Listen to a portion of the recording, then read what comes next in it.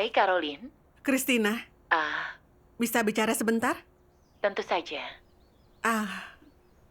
Aku ingin menanyakan sesuatu. Silakan. Beberapa saudara-saudariku membahas masalah denganku. Katanya aku congkak, mengekang orang dengan perkataan dan perbuatanku. Aku sudah berusaha memperbaiki diri dengan memperhalus perkataanku. Takut orang akan menganggapku mengekang mereka. Namun aku bingung, kenapa semua ini terasa sangat melelahkan. Aku tidak tahu letak masalahnya. Kau pernah merenungkan penyebab kau mengekang orang lain? Apa akar masalahnya? Kerusakan watak apa yang mengendalikannya? Belum. Kau hanya mengendalikan perilakumu, bukan watak rusakmu. Itu bukanlah solusi. Kau benar. Mau mampir dan mengobrol? Tentu saja, aku akan segera ke sana. Baiklah. Aku juga pernah seperti itu. Aku pernah berlatih menulis lagu di gereja. Makin dalam aku memahami prinsipnya, makin baik hasil pekerjaanku. Seiring waktu, orang lain mulai menghormatiku. Mereka bertanya kepadaku saat mengalami kesulitan. Semua anggota setuju dengan pendapatku. Jadi aku memberi selamat kepada diri sendiri. Aku merasa lebih baik dari mereka. Merasa aku sangat dibutuhkan tim. Aku memiliki rasa superioritas. Lalu, saudari Saila datang untuk menulis lagu bersama. Pengawas menyuruhnya bekerja denganku dan memintaku untuk membimbingnya. Awalnya, aku berusaha mengajarinya. Kurangkum pengalamanku dan memberitahu hal yang perlu diwaspadai. Tapi dia tetap melakukan kesalahan yang sudah kuperingatkan. Aku kesal dengannya. Karena aku telah memberi peringatan, tapi dia tetap melakukan kesalahan. Apa dia sungguh berusaha? Lalu saat menerangkan kesalahannya, aku langsung memarahinya. Aku sudah memberitahu tentang masalah ini. Kenapa tetap kau lakukan? Apa kau berusaha? Di sebuah pertemuan, Sheila bilang dia takut melakukan kesalahan dalam tugas dan takut ditangani.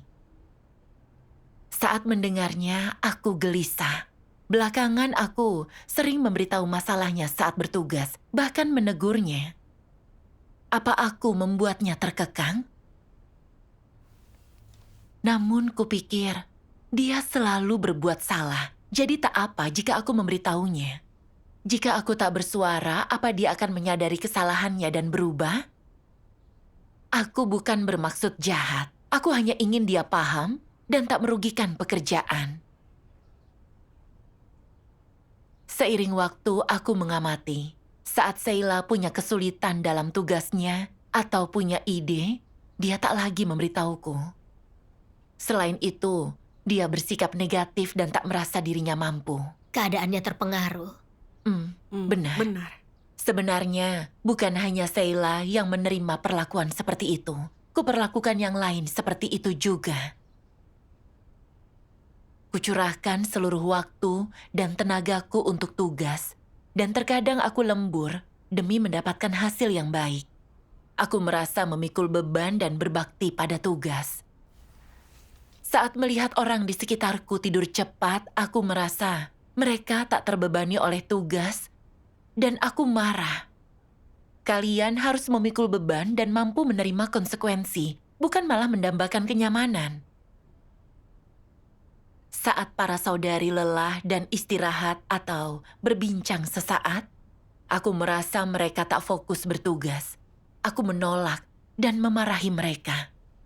Saat waktunya bertugas, seharusnya kalian fokus di situ. Mengobrol itu memperlambat pekerjaan. Saudara-saudari lain perlahan menjauhiku. Dan mereka tak bicara denganku saat ada masalah. Aku merasa tak selaras dengan semua orang. Aku kesal, tapi aku tak tahu penyebabnya. Iya, keadaanku persis sepertimu. Aku lumayan sengsara. Lalu bagaimana kau mulai merenung? Beberapa bulan kemudian, tiba-tiba pemimpin datang dan berkata dengan tegas, "Para anggota berkata kau menegur dan mengekang mereka. Saudara-saudari merasa tertindas dan tak leluasa bertugas. Ini kemanusiaan yang buruk."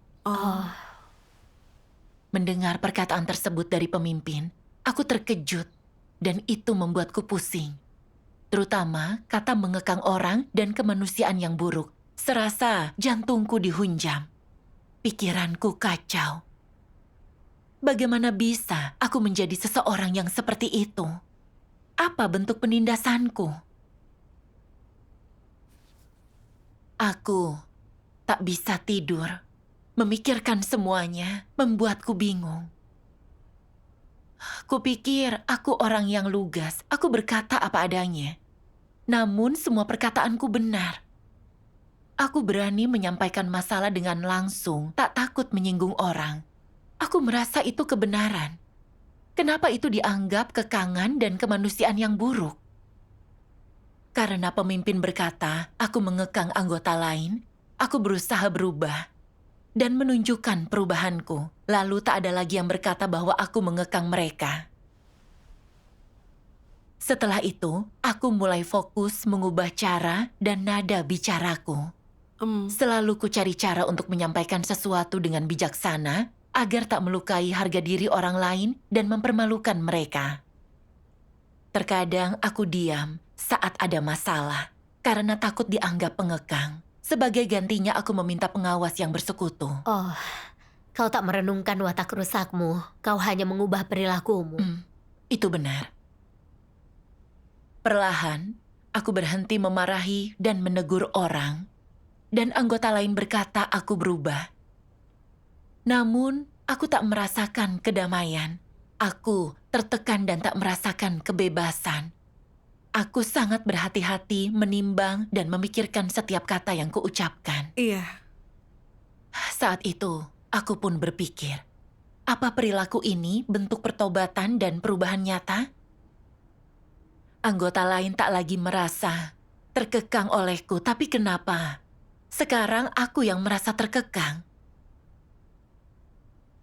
Dalam kebingungan, aku menghadap Tuhan dalam doa dan pencarian, memohon bimbingannya agar aku dapat merenungkan dan memahami keadaanku. Di saat teduhku, ku baca kutipan firman Tuhan. Tuhan yang Maha Kuasa berfirman, hal pertama yang harus kau lakukan ketika bertobat adalah mengetahui kesalahan apa yang telah kau lakukan, menyadari kesalahanmu, esensi dari masalah tersebut, dan watak yang telah kau singkapkan. Engkau harus merenungkan hal-hal ini dan menerima kebenaran, lalu lakukan penerapan sesuai dengan kebenaran. Hanya inilah sikap yang bertobat itu.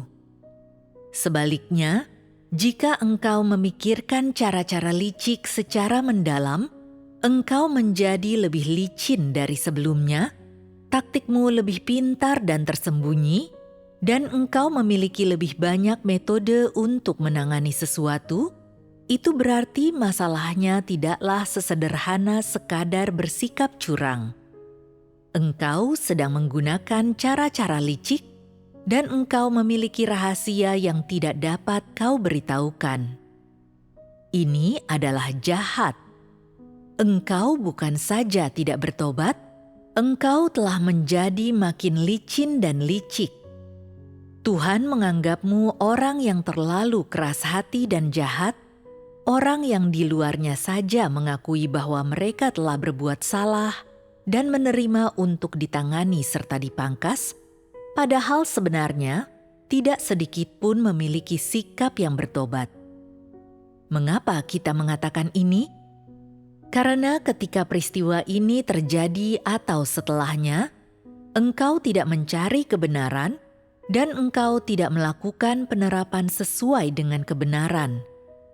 Sikapmu adalah sikap yang menggunakan falsafah, cara berpikir dan metode iblis untuk menyelesaikan masalah. Pada kenyataannya, engkau menghindari masalah dan membungkusnya dalam paket yang rapi, sehingga orang lain tidak dapat melihat jejak masalahnya, tidak membiarkan apapun terlihat. Pada akhirnya, engkau merasa bahwa engkau cukup pintar. Hal-hal inilah yang Tuhan lihat. Tuhan tidak melihatmu benar-benar merenungkan, mengakui dan bertobat dari dosamu saat menghadapi masalah yang telah menimpamu, kemudian mencari kebenaran dan melakukan penerapan sesuai dengan kebenaran. Sikapmu bukanlah sikap yang mencari kebenaran atau menerapkan kebenaran, juga bukan sikap yang tunduk pada kedaulatan dan pengaturan Tuhan, tetapi sikap yang menggunakan taktik dan metode iblis untuk menyelesaikan masalahmu. Engkau membuat orang memiliki kesan yang salah tentang dirimu, dan engkau bersikap defensif dan menentang mengenai keadaan yang telah Tuhan aturkan untukmu. Hatimu lebih tertutup daripada sebelumnya dan terpisah dari Tuhan. Dengan demikian, adakah hasil yang baik dari sikap seperti ini? Dapatkah engkau tetap hidup dalam terang, menikmati damai dan sukacita? Tidak bisa. Jika engkau menjauhi kebenaran dan menjauhi Tuhan, engkau pasti akan jatuh ke dalam kegelapan, meratap dan menggertakkan gigimu. Amin. Amin.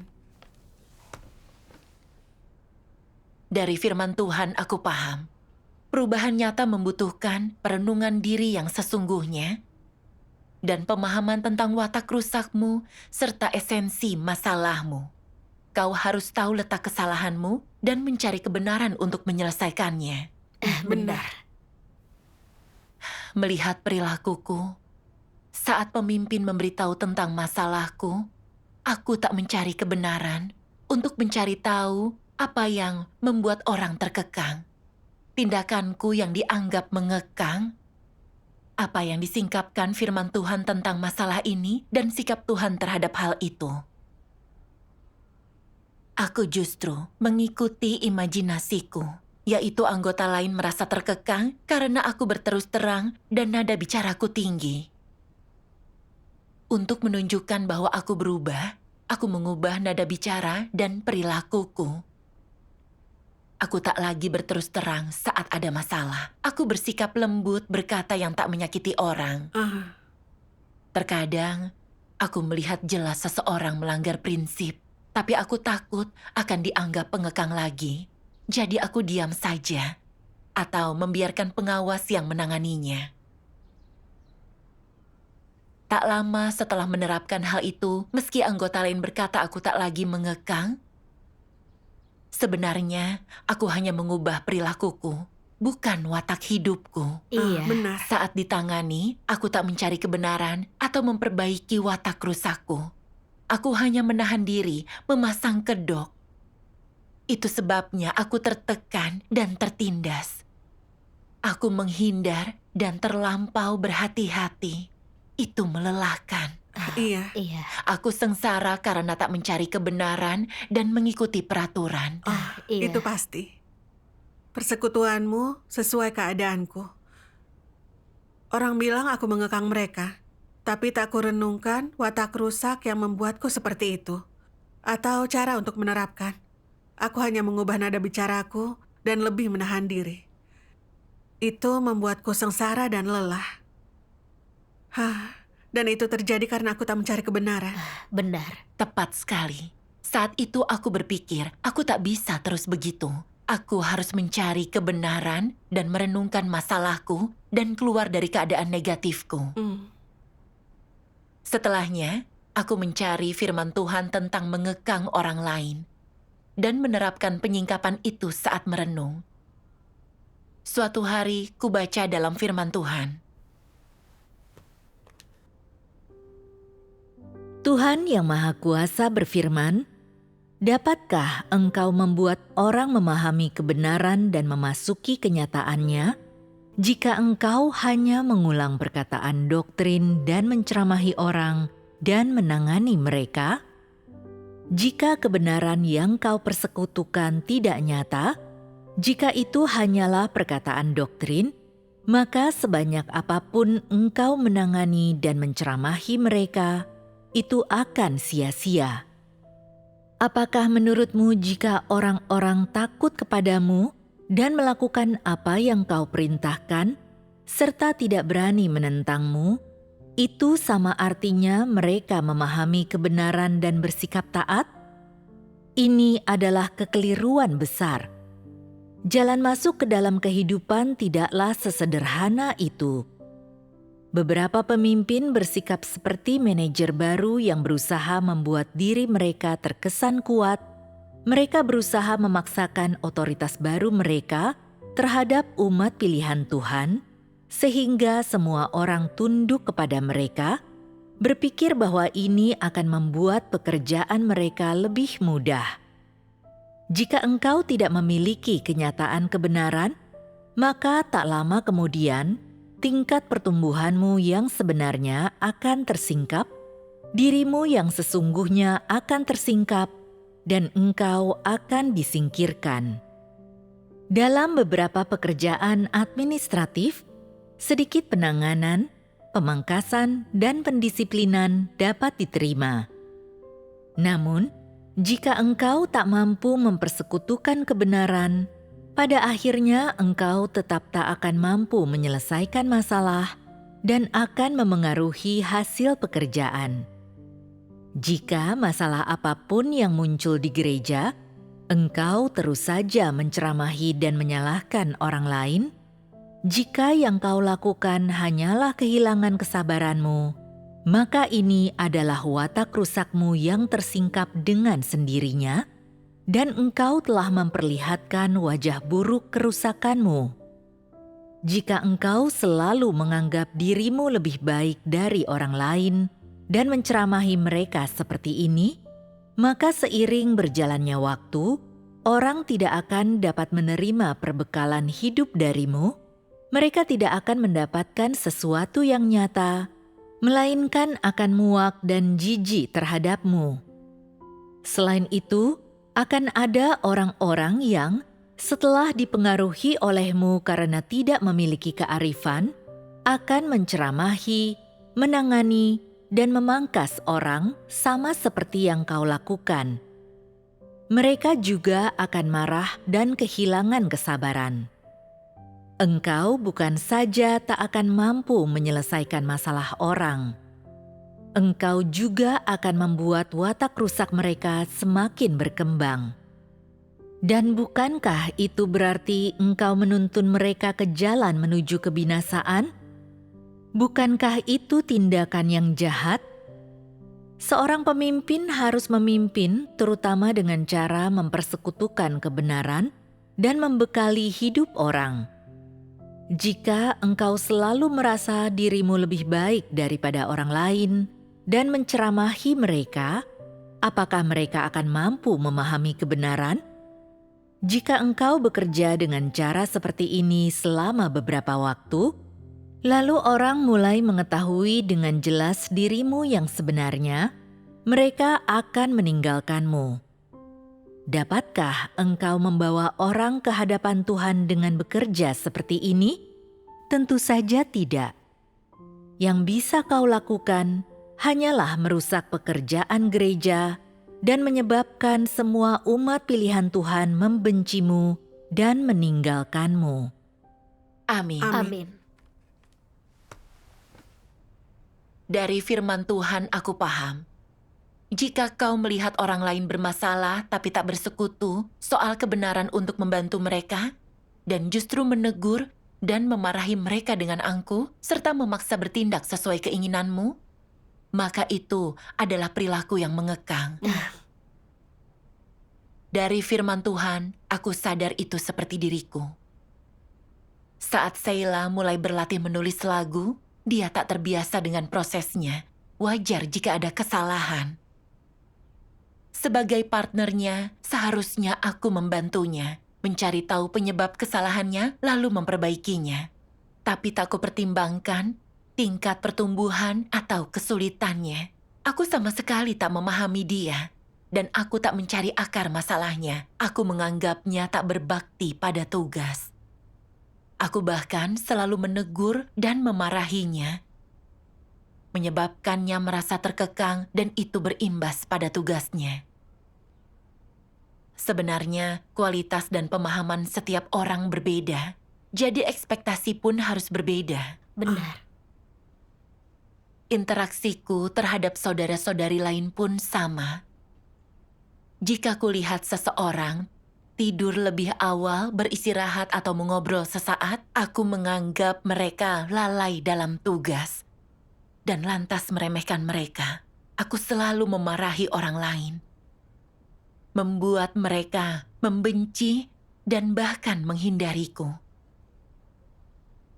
Bekerja dengan cara seperti ini bukan hanya tak mendatangkan manfaat, tapi juga melukai mereka. Aku tak menunjukkan kasih dan tak punya kemanusiaan. Sebenarnya, berdiri dan bergerak setelah lama bekerja atau mengobrol sesaat adalah hal yang normal. Namun aku bersikeras semua orang menjadi sepertiku. Aku congkak dan benar diri. Tindakanku berdasarkan kerusakan, bukan berdasarkan firman Tuhan. Semua itu membuat orang merasa terkekang. Saat merenungkan itu, aku merasa bersalah dan kesal. Aku tak masuk akal dan tak menunjukkan kemanusiaan. Aku pun sama. Terkadang aku bertanya-tanya. Aku ingin akrab dan bekerja sama dengan baik. Jadi, kenapa aku memarahi dan mengekang mereka? Apa alasan sesungguhnya? Bagaimana kau memahami persoalan ini? Setelah itu, ku baca kutipan firman Tuhan yang membantuku melihat akar masalah dengan lebih jelas.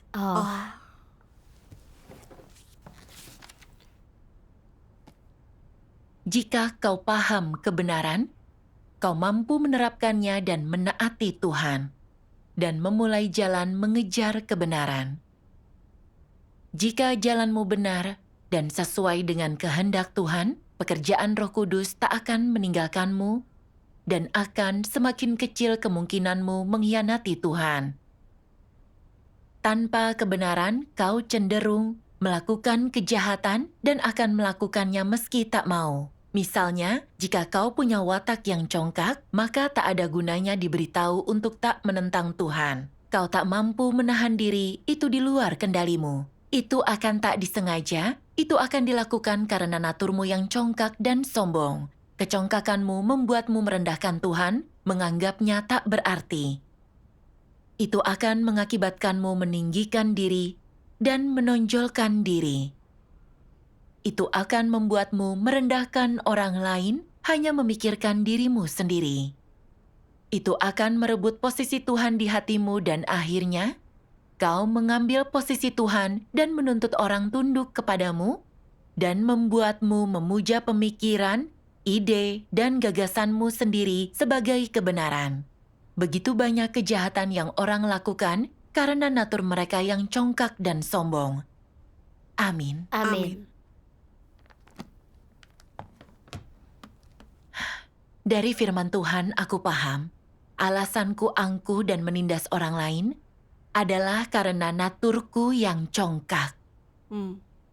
Aku sudah lama menulis lagu, jadi aku terbiasa dengan segala prinsipnya, dan pengawas sering memintaku membantu anggota lain. Kuanggap ini sebagai modal pribadiku, merasa aku lebih baik dari orang lain. Tanpa sadar, aku meninggikan diri dan meremehkan orang lain. Saat Sheila terus mengulangi kesalahan dalam menulis lagu, aku emosi dan memarahinya. Tapi sebenarnya, aku meremehkan dia dan membuat semua orang menganggapku lebih baik. Sheila lakukan kesalahan yang tak kulakukan. Dia lalai dan tak bertanggung jawab, sedangkan aku serius dan bertanggung jawab. Namun, setelah kupikirkan lagi, Sheila juga punya banyak kebaikan. Dia berkualitas baik dan menunjukkan kemajuan dalam menulis lagu. Namun aku hanya terpaku pada kekurangannya saja. Kuterapkan standar tinggi untuknya. Tak boleh mengulangi kesalahan yang telah kukoreksi. Kadang saat melihat orang mengobrol atau tidur awal, aku juga memarahinya. Kujadikan standarku sebagai prinsip kebenaran agar orang lain mengikutinya. Lalu menegur jika mereka tak sanggup. Aku bertindak seolah aku tak punya kekurangan dan orang sempurna. Aku bersikap congkak dan tak masuk akal. Faktanya aku sering melakukan kesalahan. Beberapa kali karena aku kurang memperhatikan, pekerjaan kami terimbas negatif. Aku juga pasif dan menarik diri saat ada tantangan. Aku tak mau bayar harga. Aku tak lebih baik dari anggota lain. Tapi aku tak bisa menyadari kekuranganku. Aku merasa lebih baik dari yang lain. Aku tak punya kesadaran diri. Saat menyadari hal ini, aku merasa malu. Aku juga benci dengan diriku yang congkak dan tak berkemanusiaan. Syukur kepada Tuhan. Persekutuanmu memperjelas semuanya. Kecenderunganku mengekang orang lain bukan disebabkan ada bicaraku, tapi juga karena watakku yang congkak. Aku ingin orang lain mengikuti standarku, tapi itu tak masuk akal. Itu benar. Setelah itu aku sadar bahwa diriku selalu merasa mampu menerangkan masalah yang kulihat dan hanya mengatakan hal yang benar. Itu berarti aku tak takut menyinggung orang dan itu menunjukkan rasa kebenaran. Faktanya, aku tak bisa membedakan antara kebenaran dan kecongkakan. Dengan memikirkan masalah ini, aku menghadap Tuhan dalam doa. Itu pertanyaan utamanya. Benar. Jadi, apa hasil yang kau dapatkan? Di satu pertemuan, pemimpin bersekutu tentang pemahamannya mengenai hal ini. Dia berkata bahwa keadilan berarti menjunjung kebenaran dan melindungi pekerjaan. Jika kau tahu hal yang sejalan dengan kebenaran dan firman Tuhan, maka junjunglah. Namun jika tak berani menjunjungnya, kau tak punya rasa kebenaran. Bersikap congkak mengacu pada watak jahat dalam pemberontakan melawan dan menentang Tuhan. Mengabaikan firman, pekerjaan, dan persyaratan Tuhan terlalu memikirkan diri, mempertahankan pandangan dan gagasanmu, merasa tahu segalanya, adalah bentuk sikap congkak dan angkuh. Kecongkakan sepenuhnya berlawanan dengan kebenaran. Itu sama sekali tak berkaitan. Benar. Mendengar persekutuan pemimpin membantuku memahami perbedaan antara kecongkakan dan kebenaran. Orang dengan kebenaran dapat menjunjung prinsip dan melindungi pekerjaan. Saat pekerjaan gereja dirugikan, mereka dapat menghentikannya, serta mengungkapkan masalah orang lain. Terkadang mereka bicara kasar, tapi perkataan mereka objektif dan menguntungkan pekerjaan gereja. Itu menguntungkan jalan masuk kehidupan orang lain. Itulah wujud kebenaran. Aku ingat saat pemimpin melihat orang yang tak bertanggung jawab dan merusak pekerjaan, terkadang dia mungkin menangani mereka. Meski nadanya kasar dan terus terang, dia menyoroti natur dan konsekuensi masalah, jadi orang dapat segera bertobat. Dan hal itu mencegah kerugian dan membantu orang merenungkan diri mereka. Semua memberikan hasil positif. Benar. Namun mengekang orang lain itu wujud kecongkakan. Hal itu memaksa orang-orang bertindak sesuai standarmu. Niatmu adalah memamerkan kelebihanmu. Akibatnya, kau memaksakan peraturan, membuat orang-orang takut dan terkekang atau negatif. Ketika bekerja dengan Sheila, saat melihatnya melakukan banyak kesalahan, aku tak mencari tahu penyebabnya atau menawarkan persekutuan. Aku justru memarahinya, yang membuatnya merasa terkekang. Aku dengan jelas menunjukkan watak congkak, bukan menjunjung pekerjaan gereja dengan selayaknya. Iya, Jika seseorang berprinsip berusaha menjunjung pekerjaan gereja dan dapat menerangkan masalah dengan objektif, meski bicaranya kasar, mereka tak congkak. Penerapan ini bermanfaat dan menguntungkan pekerjaan. Itu adalah penerapan kebenaran dan keadilan. benar. Jadi, jika kau ingin menyelesaikan masalah pengekanganmu ke orang lain, kau tak bisa hanya bicara bijaksana atau tak bersuara saat ada masalah. Kau harus fokus merenung dan menyelesaikan watak congkakmu, mengamati niat dalam perkataanmu, dan bertahan di tempat yang tepat, serta berhenti menuntut dan menghakimi orang lain berdasarkan gagasanmu. Benar. Iya, Tak bisa aku bedakan antara kecongkakan dan kebenaran. Aku bertindak congkak, lalu berpikir aku bertindak benar, yang justru itu mengekang orang lain. iya, Ya, aku sadar betapa bingung saat tak paham kebenaran. benar. Kuncinya adalah kau harus memperbaiki watak congkakmu dan memperlakukan orang dengan lebih objektif.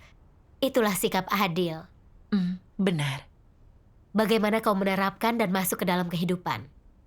Kubaca kutipan firman Tuhan yang menjelaskan soal jalan penerapan. Caroline, mau kau bacakan? Tentu. Yang ini. Umat pilihan Tuhan setidaknya harus punya hati nurani dan akal sehat. Harus berhubungan dengan orang, serta menangani segala hal sesuai standar kemanusiaan normal. Tentu saja, yang terbaik adalah melakukan penerapan sesuai prinsip kebenaran yang dituntut Tuhan. Inilah yang memuaskan Tuhan. Jadi, apa sajakah prinsip kebenaran yang dituntut Tuhan ini? Orang harus memahami kelemahan dan kenegatifan orang lain saat diri sendiri lemah dan negatif.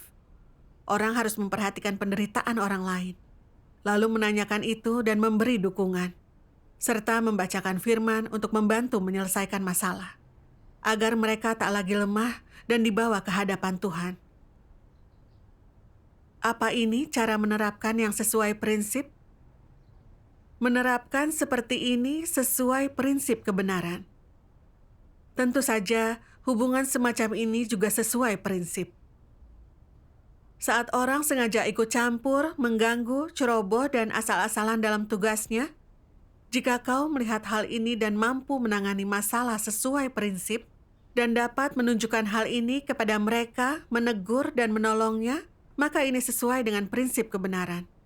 Jika kau diam saja atau bersikap toleran dan menutupi mereka, atau mengatakan hal baik dan perkataan palsu untuk memuji mereka, maka perilaku itu, cara berinteraksi dengan orang dan cara menangani masalah seperti itu, jelas bertentangan dengan prinsip kebenaran dan tak punya dasar dalam firman Tuhan. Perilaku dan cara berinteraksi dengan orang dan menangani masalah ini jelas tak dapat dibenarkan. Amin. Amin. Amin.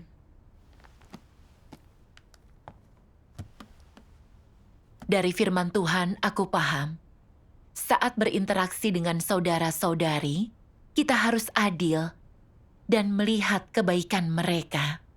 Kita tak boleh meremehkan orang hanya karena mereka punya kekurangan dan masalah. Itu tak masuk akal. Tingkat pertumbuhan dan kualitas semua orang berbeda. Kita tak bisa membuat tuntutan berdasarkan preferensi pribadi. Saat kita lihat masalah orang lain, kita harus bersekutu tentang kebenaran agar mereka memahami itu dan menemukan jalan penerapan. Itu jalan terbaik menyelesaikan masalah. Sedangkan untuk orang yang sering mengganggu saat bertugas, mereka dapat ditangani dan disingkapkan. Itu bertanggung jawab pada pekerjaan, bukan mengekang. Setelah paham, aku mulai menerapkan firman Tuhan. Setelahnya, setiap kali melihat masalah orang lain, pertama aku akan berbincang dan mencari tahu penyebabnya. Apakah karena kurang teliti atau tak memahami prinsip? Lalu aku akan mencari firman Tuhan yang relevan untuk bersekutu. Jika mereka tak berubah setelah beberapa persekutuan dan pekerjaan gereja terpengaruh, aku akan menangani mereka dengan sepantasnya. Aku tak merasa terkekang lagi. Syukur kepada Tuhan. Itu adalah cara berprinsip dan merupakan jalan penerapan. Iya, Iya. benar. Aku ingat saudari Clara yang tak merasa terbebani dengan tugasnya. Itu membuat penulisan lagu hasilnya buruk. Aku menerangkan masalahnya, tapi dia tak terima dan selalu saja berdalih. Aku sadar bahwa keadaannya berbahaya. Dan jika dia tak berubah, maka pekerjaan akan terimbas. Dia kemungkinan akan diberhentikan. Iya.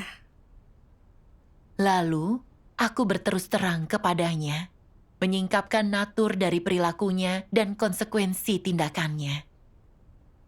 Lalu dia akhirnya sadar keseriusan masalahnya dan siap untuk bertobat.